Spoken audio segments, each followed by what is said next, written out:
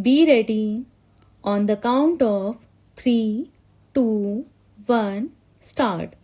Then, sir, I would like to say that Professor Humayun Kabir is right in the view that the distinction between fundamental research and applied research is fast disappearing in the modern world. One thing about this is that you cannot have research to order. There is a lot of wastage in the processes by which you arrive at a discovery, and in order that we might be able to promote research, we must be prepared for this wastage. No institution can be effective from a research point of view until and unless the teachers of that institution are given ample leisure to advance knowledge.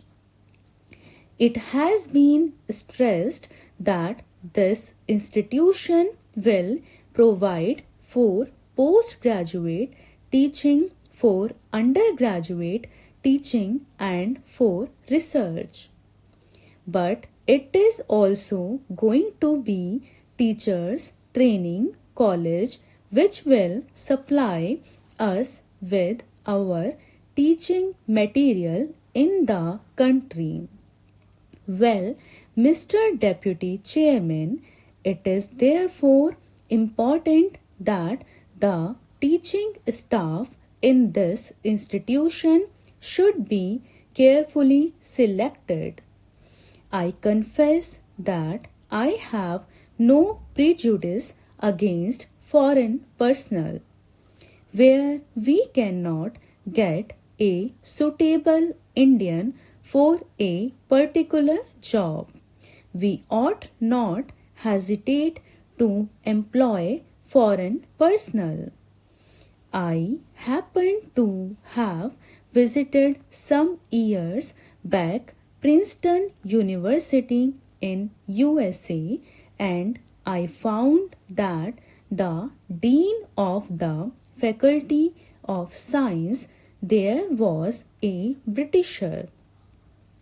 He had not, as far as I know, changed his nationality.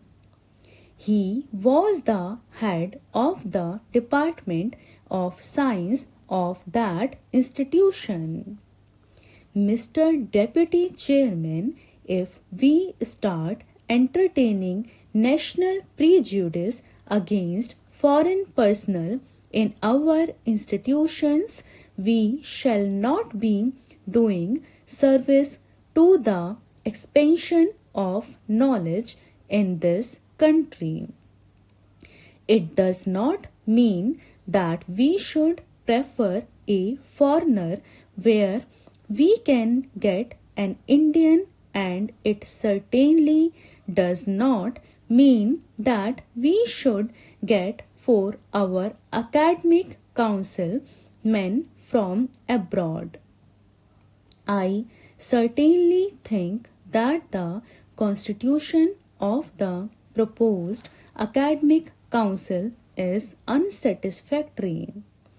I have seen something of how academic councils work in the universities of my own state. I know that there is a tendency on the part of our teachers, for whom I have got great respect, to look upon themselves as a cooperation. I should like some fresh blood to be introduced in our academic councils. I think it should be possible for us to have an academic council which would include teachers from such places as Roorkee, Banaras or Aligarh. Personally, I should like to have one or two men having wide education associated with our academic council.